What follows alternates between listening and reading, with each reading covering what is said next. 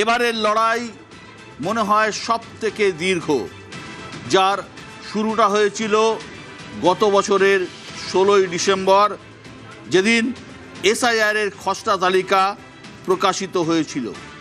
কার্যত সেদিনই শুরু হয়ে গিয়েছিল পশ্চিম বাংলায় ভোটের লড়াই।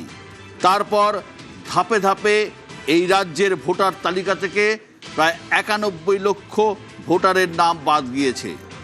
বাকিরা ভোট দিয়েছেন 2 দফায়। আজ দ্বিতীয় দফায় ভোটের সঙ্গেই শেষ হলো পশ্চিমবঙ্গের এবারের বিধানসভা নির্বাচনের শেষ পর্ব। হিসেব নিকেশ শেষ, ফলাফলের পালা। কার দখলে যাচ্ছে বাংলা? দাপুটে প্রত্যাবর্তন নাকি চোরাশোতে পরিবর্তন? উত্তর মিলবে 4 মে। রেজাল্টের আগেই ফলাফলের আঁচ পাওয়ার পালা। অবশ্যই চোখ রাখবো একাধিক সমীক্ষার রিপোর্টে। কি হতে পারে, কেন হতে পারে, সব সম্ভাবনাই খতিয়ে দেখব আজকের অনুষ্ঠানে। আমরা সব কিছু নিয়ে বিশ্লেষণ হবে, সেই সঙ্গে থাকবে আমাদের নিজস্ব অ্যাসেসমেন্ট। ভোটের বাংলা আমি যা ঘুরে দেখেছি, প্রায় গত 50 দিন ধরে প্রায় প্রতিটা কেন্দ্রেই গিয়েছি আমি, আমার সহসাংবাদিকরা গিয়েছেন প্রতিটা কেন্দ্রে।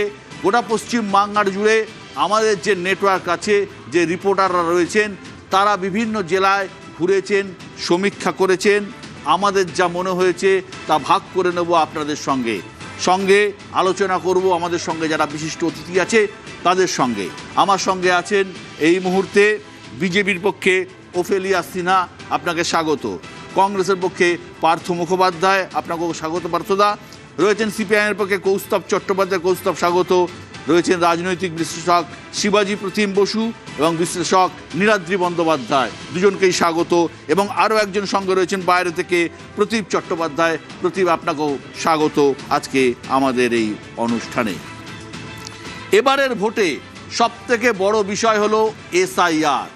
এসআইআর কতটা প্রভাব ফেলেছে এবারের ভোটে, সেটা একটা বড় বিষয়। দ্বিতীয় বিষয় হলো যে লক্ষ্মীর ভাণ্ডার, অর্থাৎ মহিলা ভোট। মহিলা ভোট তৃণমূলের পক্ষে গেছে, অর্থাৎ 1,500 টাকা যে মহিলারা পান, সেই লক্ষ্মীর ভাণ্ডারের ভোট কি তৃণমূলের পক্ষে গেছে, নাকি বিজেপির যে প্রতিশ্রুতি অন্নপূর্ণা ভাণ্ডারের, সেই প্রতিশ্রুতিতে মহিলা ভোট বিজেপির পক্ষে গেছে। আর তৃতীয় ইম্পর্টেন্ট বিষয় হলো মাইনরিটি ভোট, অর্থাৎ মুসলমান ভোট। মুসলমান ভোট কোন পক্ষে গেছে? মুসলিম ভোট কি ভাগ হয়েছে? হুমায়ুন কবির কি দাগ কাটতে পারবেন? কংগ্রেসের কিছু ভোট কি ফিরবে? নওশাদ সিদ্দিকীর আইএসএফ কতটা ভোট কাটবেন, তার উপর অনেক কিছুই নির্ভর করবে। এবং এই 3টে ফ্যাক্টরের উপরই প্রধানত এবারের নির্বাচন হয়েছে বলে অন্তত আমার ধারণা। এবার দেখা যাবে, আমরা আলোচনা করতে করতে আসব এবং বিভিন্ন কেন্দ্র ধরে আলোচনা করব।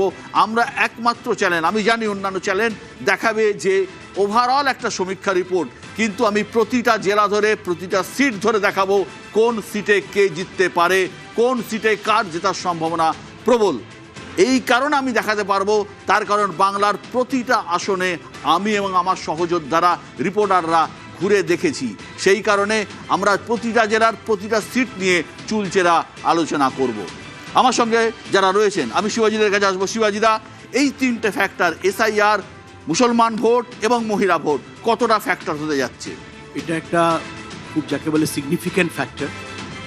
তার কারণ ফ্যাক্টর আরও অনেক কিছু ছিল, কিন্তু ওভারআর্চিং ফ্যাক্টর শেষ পর্যন্ত হয়ে দাঁড়ালো এসআইআর। কারণ এটা অস্তিত্বের সঙ্গে যুক্ত একটা বিষয়। আমার ভোট আদৌ নাগরিক, আমি নাগরিক কিনা, আলটিমেটলি শেষ পর্যন্ত এটা সিটিজেনশিপের কোয়েশ্চেন হয়েছে। এবং সিটিজেনশিপের সঙ্গে সঙ্গে বিশেষ করে প্রান্তিক মানুষদের নানা সোশ্যাল স্কিম বা ইত্যাদিতেও চাওয়া পাওয়ার অনেক ব্যাপার থাকে, সেটাও একটা বড় ব্যাপার রয়েছে।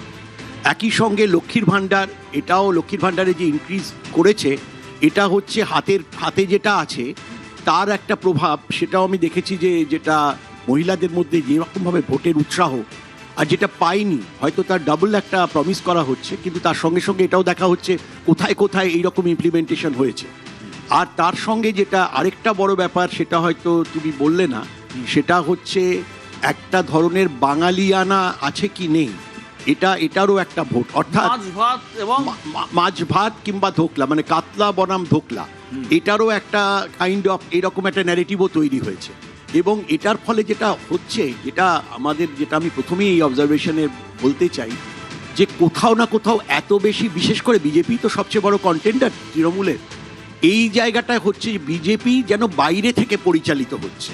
সব বড় বড় নেতারা বাইরের, অথচ বাংলার ভেতরে অনেক বড় বড় নেতা আছে।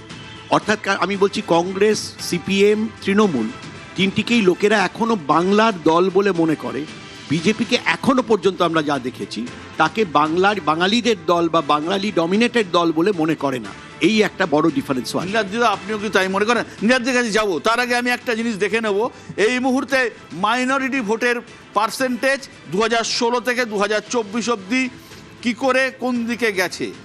অনেকে বলেন এই রাজ্যে তৃণমূলের বিপুল আসন প্রাপ্তির অন্যতম কারণ মুসলমান ভোট।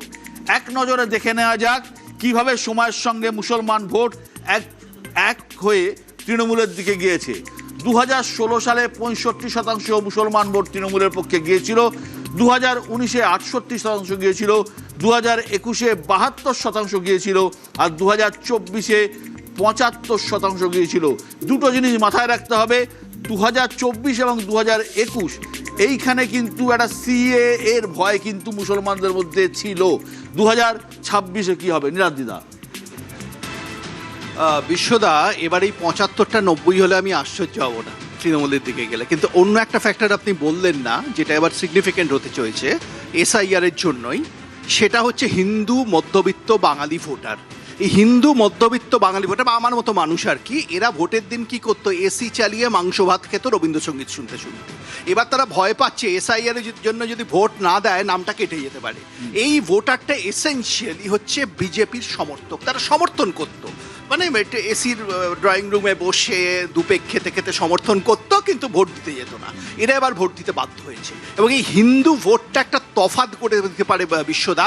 একদিকে যেমন 90% মুসলমান ভোট, একদিকে যেতে পারে 70% হিন্দু ভোট। যদি এটা কোনোদিন হয়নি ভারতে, কোনো রাজ্যে হয়নি, সেটা যদি পশ্চিমবঙ্গে যায় আশ্চর্য হবে না। এর কারণ হচ্ছে এরা ভোট দিত না, এবার ভোট দেবে। তার মানে আপনার বক্তব্য হচ্ছে যে মুসলিম যেমন মানে একজোট হয়ে ভোট দিচ্ছে তৃণমূলকে, হিন্দু ভোট একজোট হয়ে বিজেপিকে দেবে।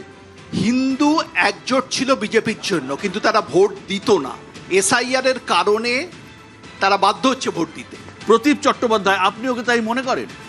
দেখুন বিশ্বদা, আমি একটা কথাই বলবো যে হিন্দু ভোট কনসলিডেশন যেটা আমরা 2019-এর থেকে দেখছি, এখানে একটা বড় প্রশ্ন যে এইটা কি আসলে হিন্দু ভোট কনসলিডেশন নাকি বামপন্থীদের ভোট কনসলিডেশন। আমরা দেখেছি 2019-এর পরবর্তী সময় থেকে লাগাতারভাবে বামপন্থীদের যে ভোটের পার্সেন্টেজ ছিল সেটা কম এবং বিজেপির ততোধিক বেশি। ফলে আমি আশ্চর্য হব না যে এইবারের রেজাল্টে যখন যদি সিপিএম যেভাবে ক্যাম্পেইন করেছে এবং তাদের ভিড় হয়েছে, কংগ্রেসে ভিড় হয়েছে, যদি এই ভোটগুলো সিপিএমের কিছু ভোট যদি এখানে সিপিএমের কাছে আসে, তাহলে হিন্দু ভোট কনসলিডেশন এটা বিজেপি 2019-এ এমনকি ম্যাজিক পুনর্মূল্যায়ন হলো হিন্দুদের, যে তারা একেবারে বিজেপির কাছে চলে গেল। এই যে ন্যারেটিভটা, এইটা কোথাও গিয়ে একটা বড় প্রশ্নচিহ্নের মুখে এবারে পড়বে। আর আরেকটা জিনিস, এইবারে কিন্তু একটা লড়াই ছিল। প্রথম দফায় বিজেপি তার যে সিট পেয়েছিল 2021-এ সেটা ধরে রাখতে পারবে কিনা বনাম দ্বিতীয় দফায় তৃণমূল কংগ্রেস যে সিট পেয়েছিল সেটা ধরে রাখতে পারবে কিনা। আমার মনে হয়েছে প্রথম দফায় আমরা যেহেতু এখানে প্রধানমন্ত্রী স্বরাষ্ট্রমন্ত্রী ছিলেন, সেদিন বিজেপি নেতাদের আচরণ ভাষ্যে যেরকম কনফিডেন্স দেখেছিলাম, আজকে কিন্তু সারা দিন ধরে আমরা বিজেপিকে খানিকটা ব্যাকফুটেই দেখেছি।